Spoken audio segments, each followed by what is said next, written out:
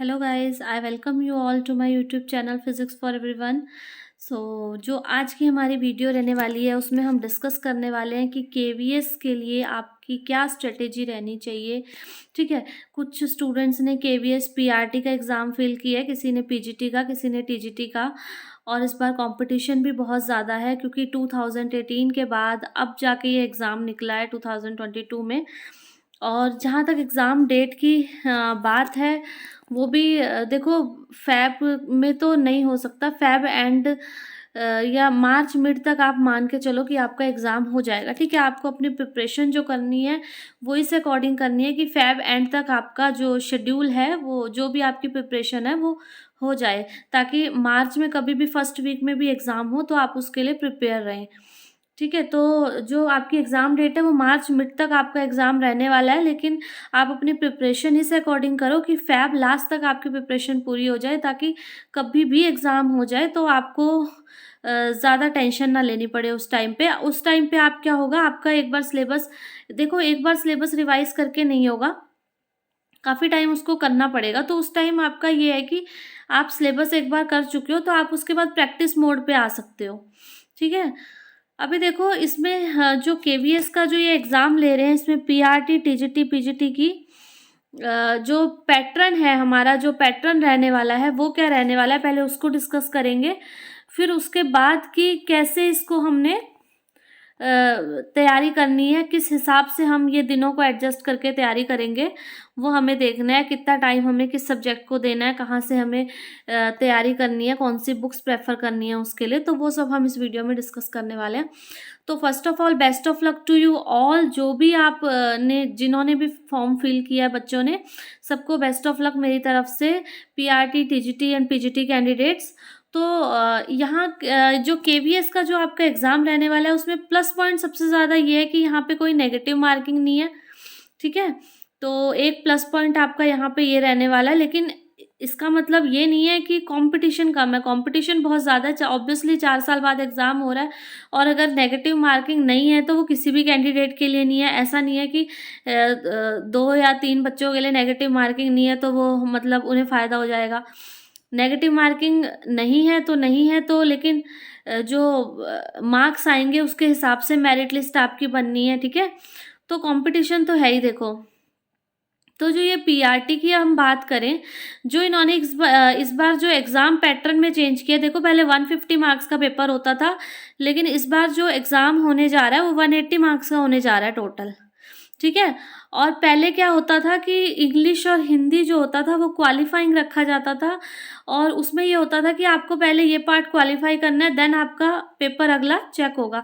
लेकिन इस बार ऐसा कुछ भी नोटिफिकेशन में मेंशन नहीं है, और जनरली पूरे जितने भी आपके सब्जेक्ट्स यहाँ पे दिए हुए हैं उन सब की कट ऑफ मतलब सब मेरिट में जुड़ेंगे मार्क्स। ठीक है, तो यहाँ पे देखो, आपकी जो पीआरटी की मैं बात कर रही हूँ, सबसे पहले यहाँ पे 10 मार्क्स की आपकी इंग्लिश रहने वाली है, जनरल इंग्लिश जिसे कह रहे हैं हम। 10 मार्क्स की आपकी जनरल हिंदी रहने वाली है। ठीक है, और उसके बाद जनरल अवेयरनेस 10 मार्क्स की। रीजनिंग और कंप्यूटर को इन्होंने यहाँ 5-5 में डिवाइड कर दिया है। और उसके बाद देखो, 60 मार्क्स का जो पार्ट थर्ड है, perspective on education and leadership, 60 marks का ये पोर्शन आपका रहने वाला है। और सब्जेक्ट कंसर्न 80 मार्क्स का, यानी कि जो आपके मैक्सिमम मार्क्स जो बनने वाले हैं, जो आप गेन करने वाले हो, वो यहाँ से गेन करने वाले हो।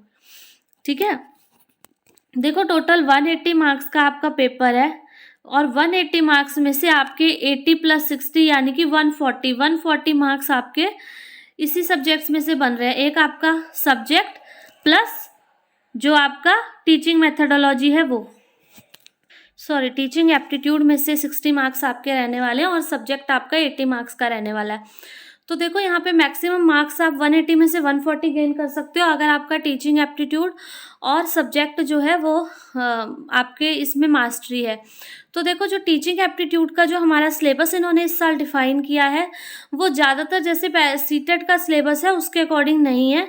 उसमें ओनली सीडीपी का चाइल्ड साइकोलॉजी ना लेके इन्होंने अलग से टॉपिक्स मेंशन किए हैं, जैसे रोल ऑफ लर्नर है और अंडरस्टैंडिंग द लर्नर है इनकी फर्स्ट यूनिट।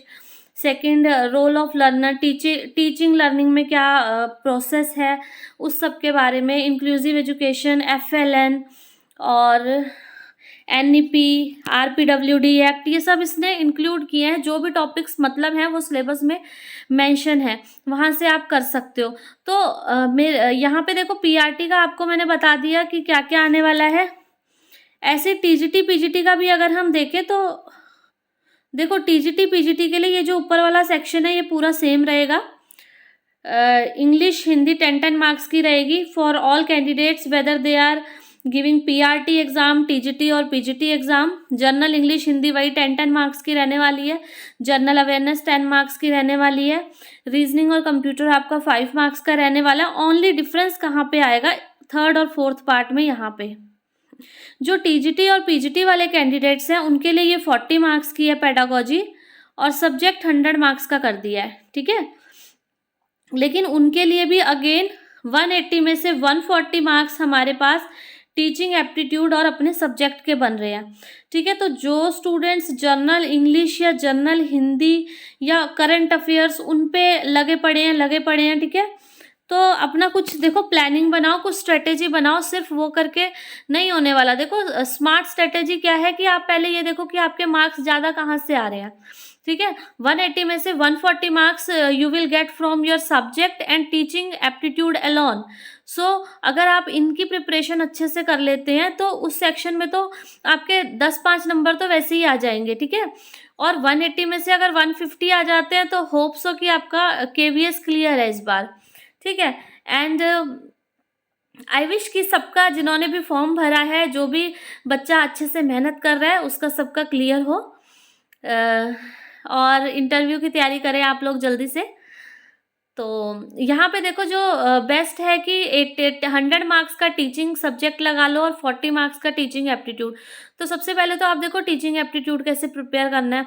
टीचिंग एप्टीट्यूड के जो क्वेश्चंस आने वाले हैं उनका जो लेवल है बिल्कुल लो लेवल भी नहीं रहने वाला, बिल्कुल हाई लेवल भी नहीं रहने वाला। KVS में थोड़ा मॉडरेट लेवल आता है, ठीक है। क्लासरूम की सिचुएशन कैसी है, क्लासरूम का इन्वायरमेंट कैसा होना चाहिए, हमें लर्नर को क्या फैसिलिटी देनी चाहिए, ठीक है। तो इन जो बच्चे डिसेबल हैं उनके लिए क्या होना चाहिए। तो मतलब इस टाइप से क्वेश्चंस आते हैं उसमें। तो इसमें देखो जो पेडागोजी का है, इन्होंने स्पेशली जो सिलेबस है वो डिफाइन किया है। और KVS और NVS जो सेंटर के एग्जाम्स है, इनकी सबसे अच्छी बात ये होती है कि सिलेबस से बाहर नहीं देते हैं। जो इन्होंने सिलेबस में मेंशन किया है आपके क्वेश्चंस उसी में से आने वाले हैं। तो जो पेडागोजी है उसका इन्होंने टॉपिक्स सब मेंशन किए हुए हैं। सबसे बेस्ट है कि डेली के टॉपिक्स उठाओ, वो टॉपिक्स अपने कहीं से भी यूट्यूब पे सर्च करके भी आप टॉपिक देखोगे तो वहाँ से भी आपको टॉपिक मिल जाएंगे। और उसके बाद उसके प्रैक्टिस क्वेश्चंस करो। प्रैक्टिस कहाँ से करोगे, आप टेक्स्ट बुक का पास ले सकते हो, वहाँ से आप प्रैक्टिस कर सकते हो, या आप कोई बुक रेफर कर सकते हो उसके लिए।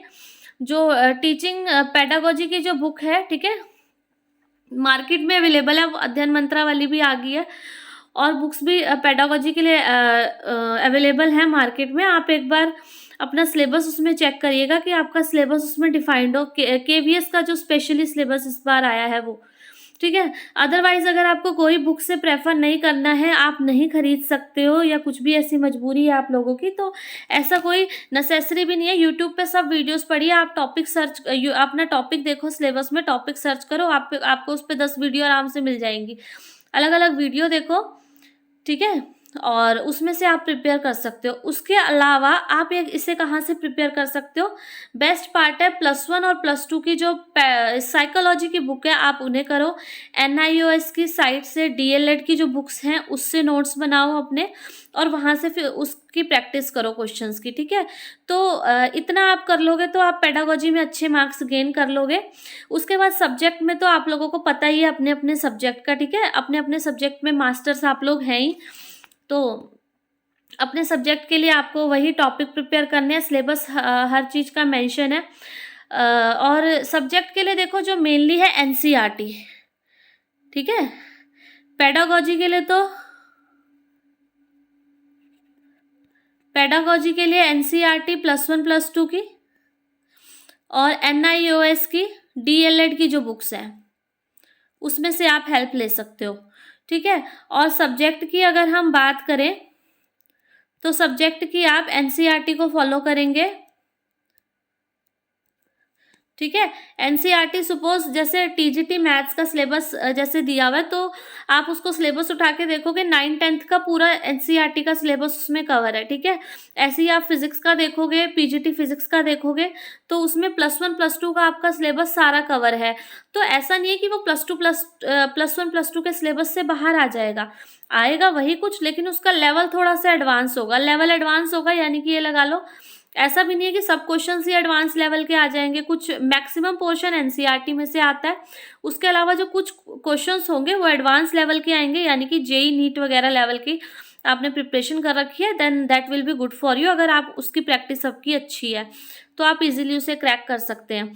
तो जो बेसिक है कि सबसे पहले आपको क्या करना है, आपको सब्जेक्ट के लिए भी एनसीईआरटी उठानी है, ठीक है। एनसीईआरटी मेन फोकस रहता है, तो एनसीईआरटी आपको छोड़ के नहीं जानी है, और एनसीईआरटी को ऐसे पढ़ना है कि एनसीईआरटी की आपको लाइन टू लाइन आपके माइंड में होनी चाहिए कि क्या है, ठीक है। ऐसा नहीं कि ऊपर ऊपर से पढ़ गए और हो गया। एक बार पढ़ो, 2 बार पढ़ो, 3 बार पढ़ो उस बुक को, एनसीईआरटी को इतनी अच्छे से कर लो कि पेपर देखते ही आपको पता होना चाहिए कहाँ से आया है। और आप कोई भी उठा के देख लो पेपर वगैरह, उसमें एनसीईआरटी क्वेश्चंस मैक्सिमम आपको मिलेंगे, ठीक है। तो सब्जेक्ट में आपको मेनली क्या करना है, एनसीईआरटी करना है, और अपने सब्जेक्ट के बारे में आप ज़्यादा जानते हो, उसमें आपको प्रैक्टिस कहाँ से करनी है। सैम्पल पेपर्स भी बहुत मिल जाएंगे मार्केट में आपको, जहाँ से आप प्रैक्टिस कर सकते हो। फिर अलग अलग सब्जेक्ट के लिए अलग अलग बुक्स हैं, जैसे मैथ्स के लिए आर एस अग्रवाल और RD शर्मा है, आप उसमें से प्रैक्टिस कर सकते हो।